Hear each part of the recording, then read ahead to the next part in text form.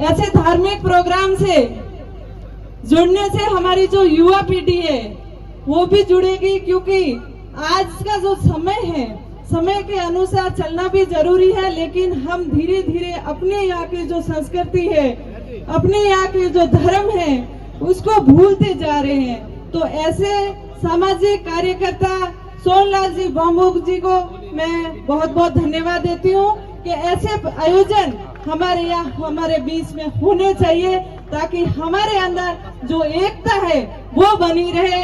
हम एक दूसरे से को देख के ही सीखते हैं, तो ऐसे आयोजन से हमें बहुत कुछ सीखने को मिलता है।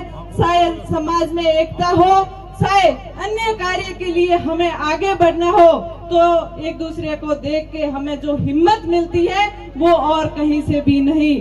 तो आज मैं आपके सामने हूँ, लेकिन जब मैं बाहर जाती हूँ, यूएस में जाती हूँ, तो ऐसे ही भीड़ इकट्ठा होती है।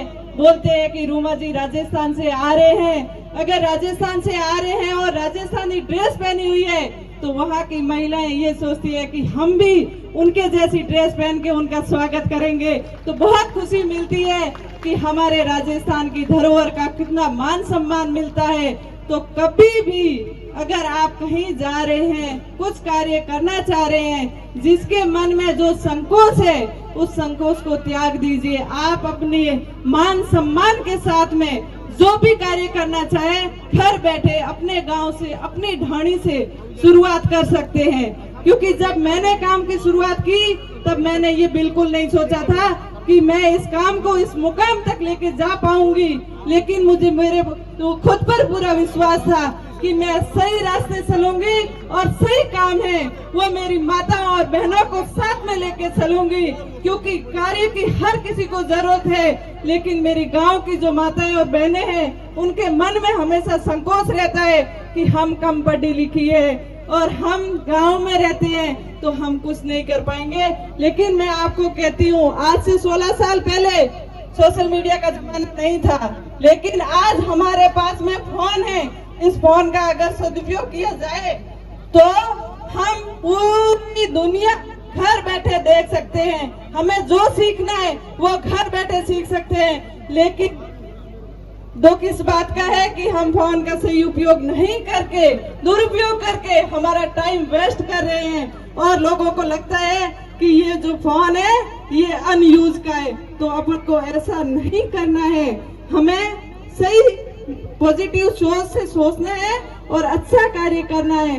हमेशा आप देखो ना, गांव में कितनी सारी चीजें हैं जिसके साथ हम कार्य कर सकते हैं। क्योंकि पहले जब हम बाहर जाते तो हैंडीक्राफ्ट की इतनी वैल्यू हमें खुद को पता नहीं था कि हमारे गांव में, हमारी ढाणियों में बैठने वाली बहनें जो इतनी सुंदर कलाकारी करती है, उसका मान सम्मान कितना है देश और विदेशों में। लेकिन हम लोगों को ये बात पता नहीं थी। उसको आज विश्व स्तर पर पहचान दिलाई। साथ ही मैं आपको बताऊं, अभी आपने देखा होगा जो अपने यहाँ का आँख है, आँख के ऊपर जो आँखफाड़िया लगता है, इसके अंदर जो फाइबर है वो फाइबर बहुत ही गर्म और नरम होता है, बहुत लाइट वेट होता है। जो बर्फीले इलाकों में हमारे फौजी भाई है वो ड्यूटी कर रहे हैं, उनको साथ में बिस्तर लेके जाना है तो वो ज्यादा वजन में होता है। लेकिन अगर अपने आँख के इस प्रोडक्ट से अगर प्रोडक्ट बनेगा, जैकेट बनेगा, रजाइयां बनेगी, तो उनको बहुत सहूलियत मिलेगी उनको साथ में कैरी करके लेके जाने के लिए। तो हमारे भारत सरकार में टेक्सटाइल मंत्री ने और जो कपड़े के वैज्ञानिक है, उन्होंने रिसर्च किया और उन्होंने बोला कि राजस्थान में आग की कोई कमी नहीं है, लेकिन यहाँ के लोगों को उस आग की वैल्यू नहीं है। तो आने वाले टाइम में आग की भी खेती होगी, क्योंकि इतनी डिमांड बढ़ जाएगी। तो ये जो अपने गांव की छोटी छोटी चीजें हैं, चाहे कैर सांगरी है, या अभी तो ट्यूबवेलें भी खूब होने लगी है, जीरा भी यहाँ पे खूब होता है, और बाड़मेर का जीरा नंबर 1 पे है।